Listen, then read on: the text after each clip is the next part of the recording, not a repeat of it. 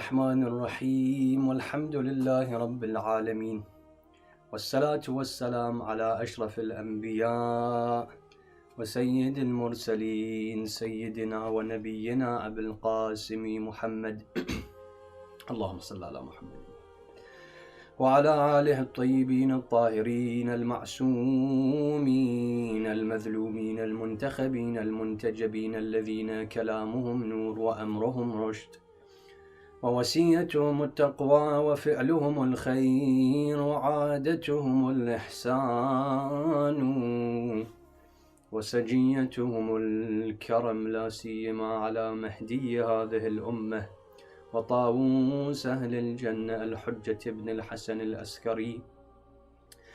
السلام عليك يا أمين الله في أرضه وحجته على عباده. السلام عليك يا أمير المؤمنين، أشهد أنك جاهدت في الله حق جهاده وعملت بكتابه حتى دعاك الله إلى جواره. قال مولانا أمير المؤمنين صلوات الله وسلامه عليه: فزت ورب الكعبة. Our discussion was concerning different sayings and words of wisdom of Amir al-Mu'mineen alayhi salam, and understanding how Amir al-Mu'mineen salamullah alayhi is part and parcel of those things that he says. And we discussed, for example, the saying الناس نيام إذا ماتوا انتبهوا. We discussed when the Holy Imam said من عرف نفسه فقد عرف ربه. And today I want to discuss something that we hear often during these nights, but maybe very rarely have we decided to ponder over this saying of Ali ibn Abi Talib alayhi salam, which is on the 19th of Shahr Ramadan, when Ali ibn Abi Talib alayhi salam is struck by Ibn Muljam. Whilst in prayer to Allah subhanahu wa ta'ala, he says those very famous lines, those eternal lines of Fuztu wa Rabbil Kaaba, by the Lord of the Kaaba, I have been successful. And in analyzing this short statement of Amir al-Mu'mineen, a number of questions come to mind. For example, what is meant by fawz or success when he says Fuztu wa Rabbil Kaaba, by the Lord of the Kaaba I have been successful? What was meant by success, and what did Quran and Ahadith classify as success, so that we understand which success was Amir al-Mu'mineen alayhi salam speaking about? And also the question comes, Amir al-Mu'mineen could have chosen any of the names of Allah subhanahu wa ta'ala. He could have said any title or used any title of Allah Azza wa Jal. Why did he say Fuztu wa Rabbil Kaaba, by the Lord of the Kaaba? And what significance does Kaaba have in this regard? Analyzing these different issues, the first issue, as I said, arises is with regards to al-fawz or success. What was meant by success when Amir al-Mu'mineen claims such? And here when we look at Quran al-Kareem, we find that success is mentioned in different ways and for different things. Allah subhanahu wa ta'ala, for example, on one occasion classifies something as fawzul kabir, fawzun mubin, fawzun azim. So sometimes he says this is a fawzun mubin, sometimes he says this is fawzun azim, and sometimes he says fawzun kabir. And the ulama came to look at the difference between all of these, saying that fawzun azim was the greatest type of success possible. Fawzun azim was then one stage lower, and of course fawzun mubin was the lowest stage of success mentioned in Quran al-Kareem.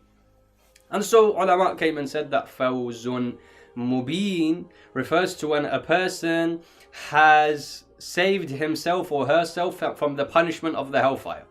When I save myself from punishment, this according to Quran is classified as fawzun mubin, one type of success. The second type of success, which I said is one stage higher, is what is known as fawzun kabir, which is where not only do I save myself from punishment, I have also gained the Jannah and the ni'amat and the bounties of Allah subhanahu wa ta'ala. This was the second stage.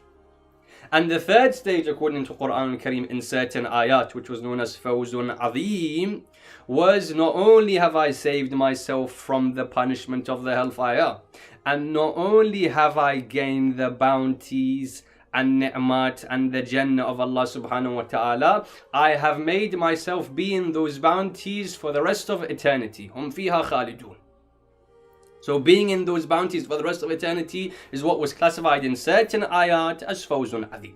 And so primarily we understand, according to Quran in many verses, fawz and success is in obeying Allah subhanahu wa ta'ala, but more specifically in these verses, fawz comes when a person saves themselves from hell and allows them to enter into paradise. And so the question arises, when Amirul Mu'mineen Salamullah alayhi says, Fustu wa Rabbil Ka'bah, by the Lord of the Ka'bah I have been successful, was he referring to this fawz and this success? I.e. by the Lord of the Ka'bah, by Allah subhanahu wa ta'ala, Alhamdulillah, I have reached paradise, I have saved myself from the hellfire. Is this what is meant? And of course, very simply, ta'ammulin qaleel, very easily we can tell that this cannot be what is meant. Amir al-Mu'mineen, when he's speaking about success, isn't talking about this. Why?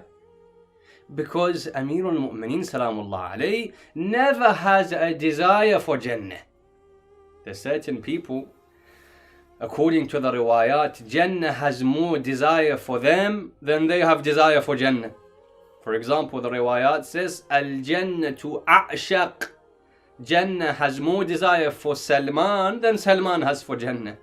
So if this is the state of the companions and the believers of Ali ibn Abi Talib, that Jannah wishes for them more and they don't have that much wish for Jannah, of course Ali ibn Abi Talib wouldn't have meant by fawz and success paradise.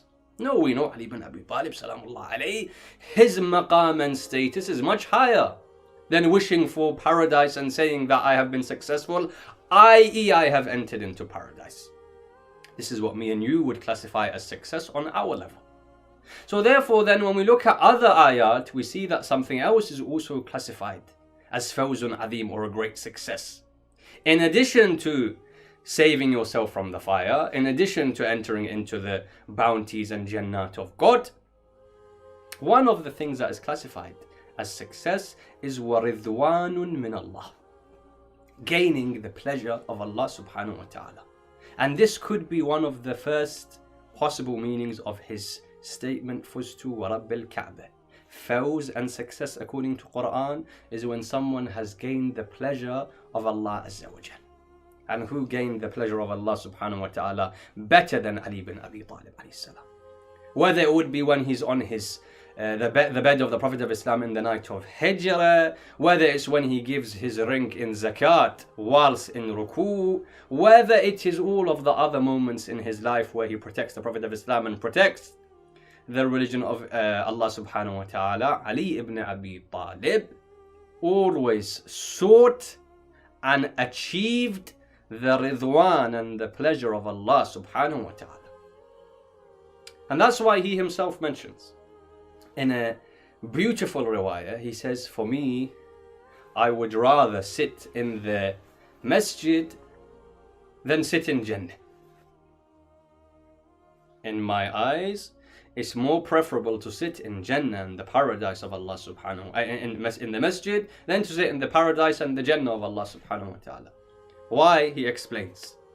He says, because if I would be sitting in paradise, I would be sitting for my own pleasure. Allahu Akbar. But when I sit in the masjid, a house of God, I sit only for the pleasure of Allah subhanahu wa ta'ala.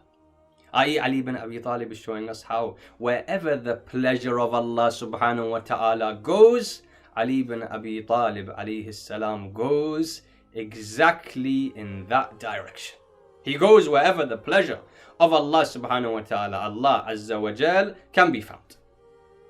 This therefore was one of the interpretations of Fustu wa Rabbil Ka'bah. However, when we look at riwayat, we also find a number of different ideas given to what is classified as success, and how we classify someone as successful in the eyes of Ahlul Bayt alayhimus salam. For example, according to certain riwayat, when a person fulfills their covenant with Allah subhanahu wa ta'ala, that person is classified as successful.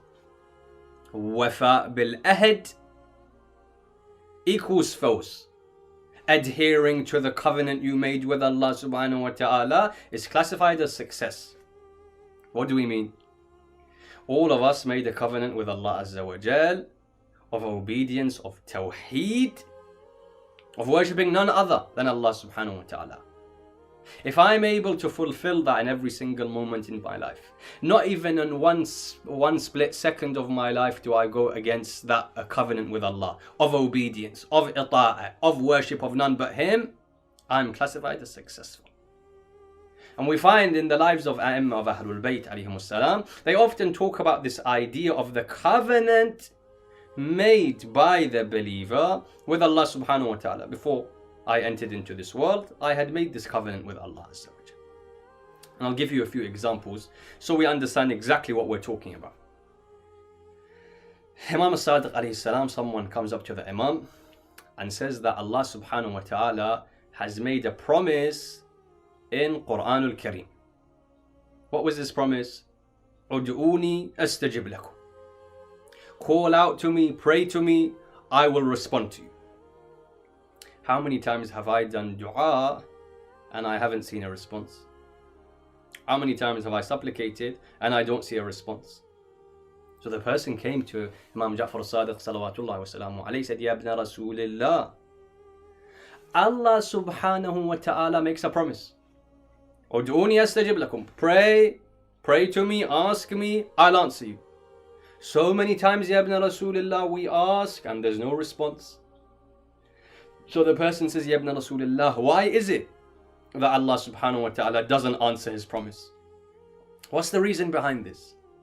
So Imam Ja'far as-Sadiq alayhi salam would respond by saying, first answer or first fulfill the promise you made with Allah subhanahu wa ta'ala, then Allah will fulfill the promise that He made with you.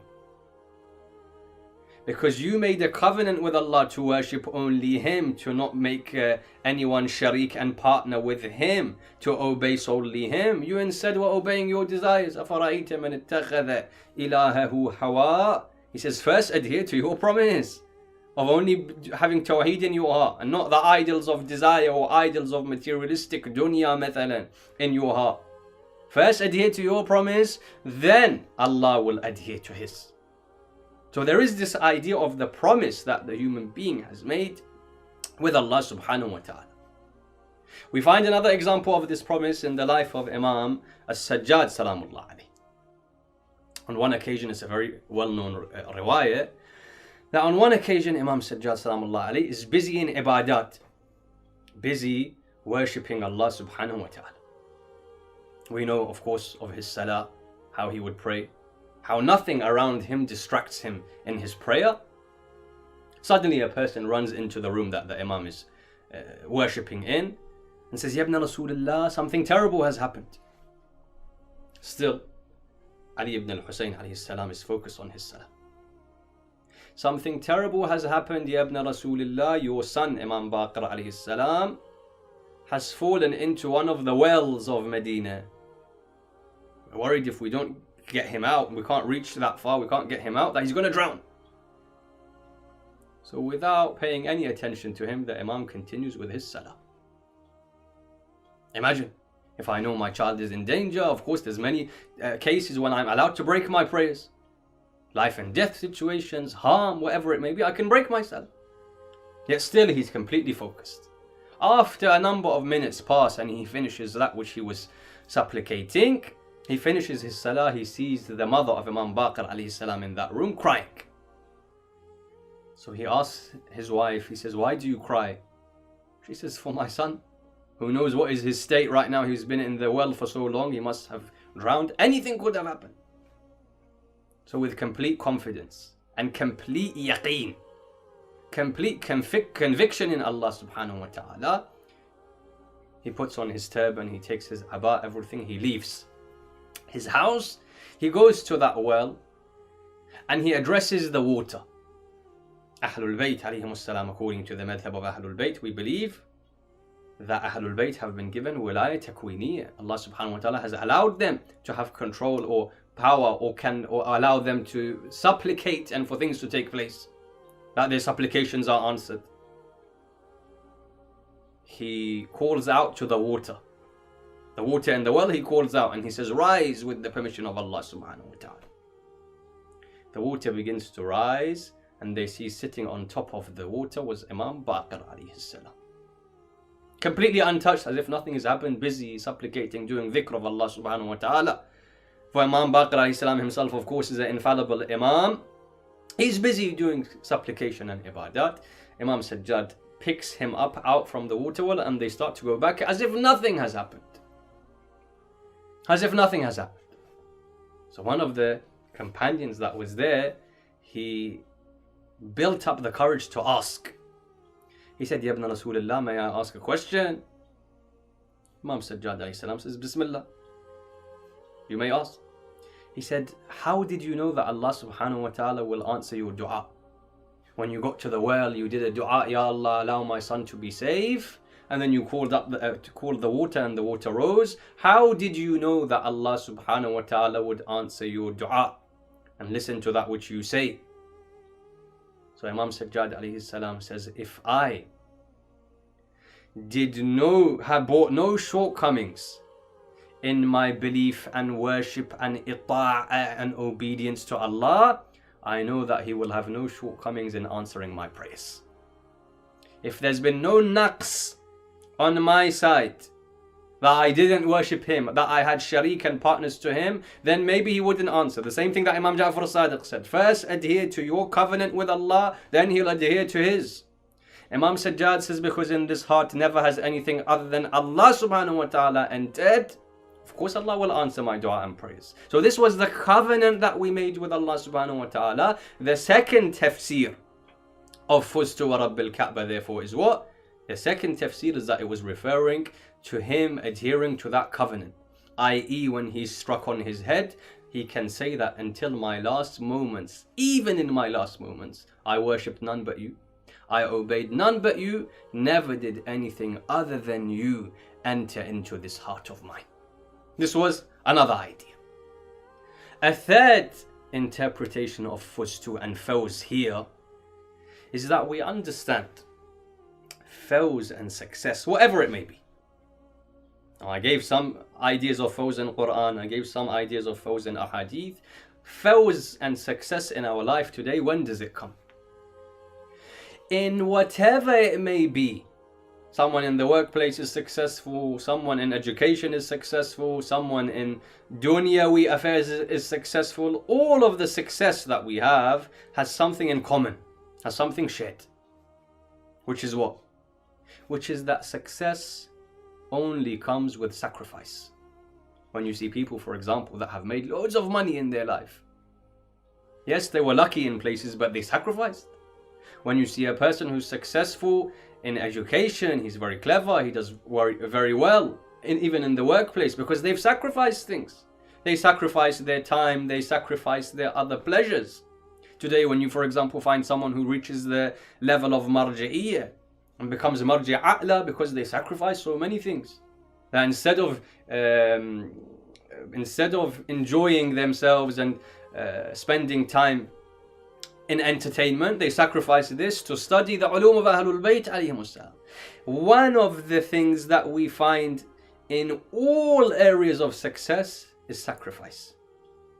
And maybe this is what Ali ibn Abi Talib alayhi salam was saying when he said, Fuztu wa Rabbil Kaaba, now I have been successful. Why? Because not only throughout my life I sacrificed my time, I sacrificed my money and I gave for Islam, I sacrificed my own blood, I sacrificed everything that I had. The only thing that was left for me to sacrifice for Allah subhanahu wa ta'ala's religion was my own life. Everything else I gave. But until I was able to give even this, I wouldn't be classified as truly successful. So it's only then when he's struck on his head by Ibn Muljam that then he can say, even now I have sacrificed everything I have. A person came to the Prophet of Islam sallallahu alaihi wasallam on one occasion. Said, Ya Rasulullah, I love you. Rasulullah said, do you love me more than your children? He said, yes. He says, and what else? He says, Ya Rasulullah, I love you more than my house and my wealth and even my wife, my children, everything. Rasulullah says, anything else you want to add? He says, no. I love you more than my children, my wealth, my house, my own wife. Rasulullah said, you don't truly love me. What do you mean, Ya Rasulullah? He said, it's only when you love me even more than your own self, your own nafs, that you're able to give even your own nafs for me. That's when you have true love. This is exactly what we find in the life of Ali bin Abi Talib.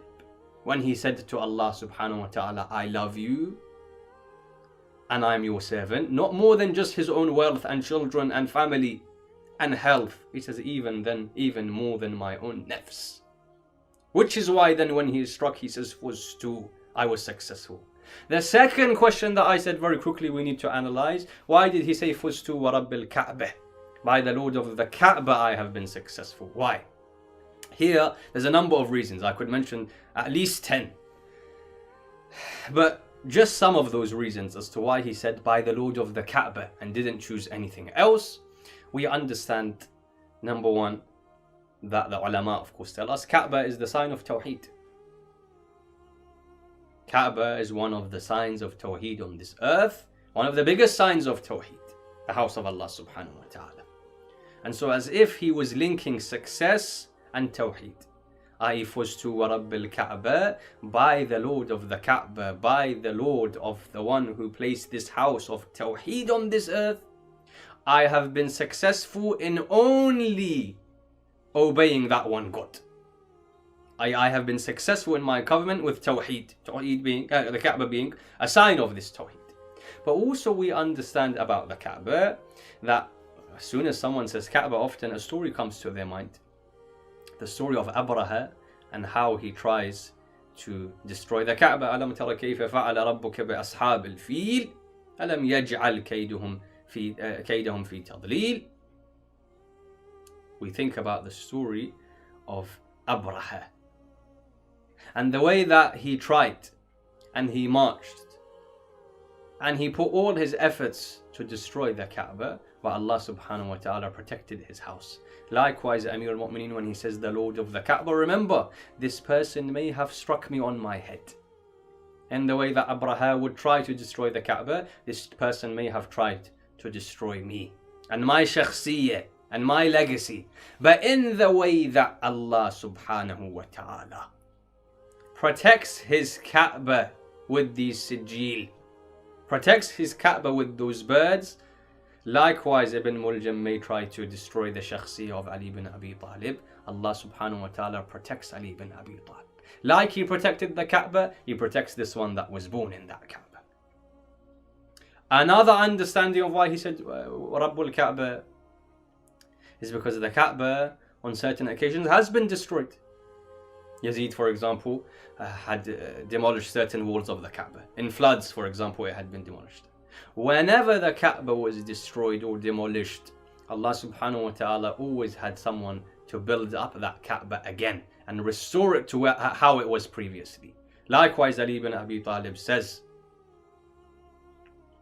you may have killed me, but in the way that Allah subhanahu wa ta'ala always restores his Kaaba, always sends someone to restore his Kaaba. Likewise, Allah subhanahu wa ta'ala will always send an infallible Imam on this earth.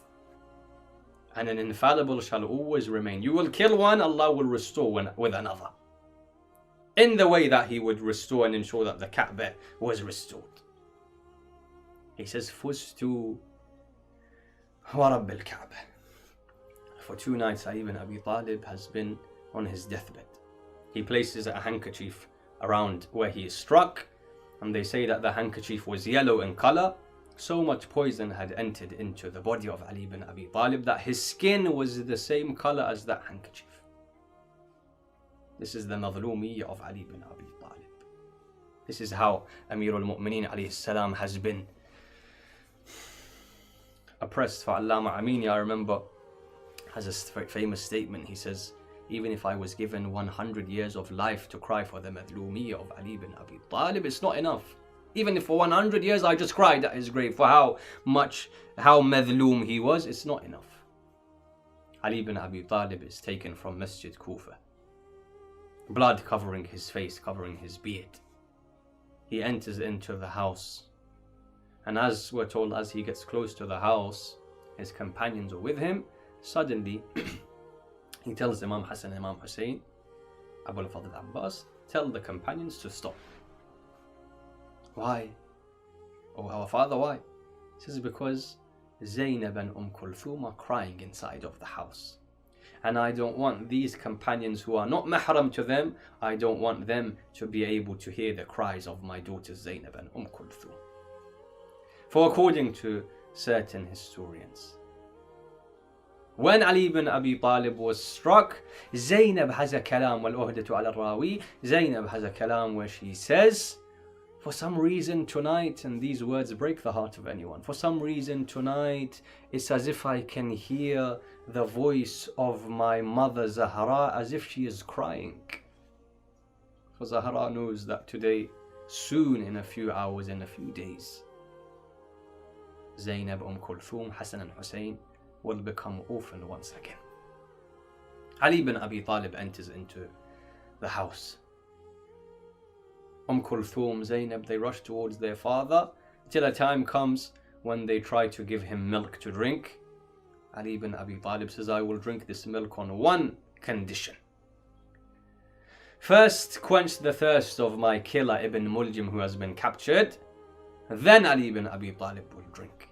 And then slowly, the poison begins to seep into his body and gets close to his brain, until Imam Hassan says, I called a doctor. The doctor says, I entered into the room and I saw Ali ibn Abi Talib on his deathbed.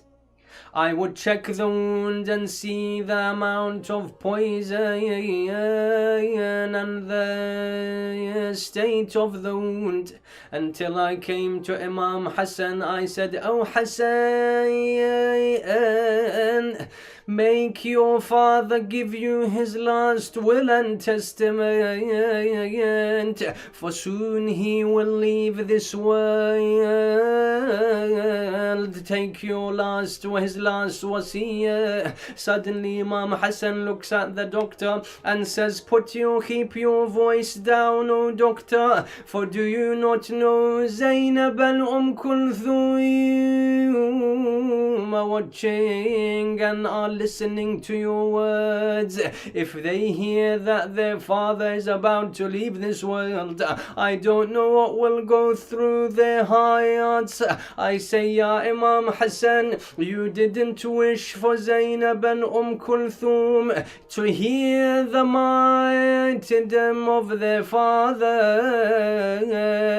Look and see in Karbala, not only did they hear the martyrdom of Hussein, Zainab says, I would see a time when Shimr was sitting on the chest of Abu Abdullah. The days go on, Zainab, Kulthum are always surrounding their father. At one moment in time, Amirul Mu'mineen says, I wish to give my last will and testament.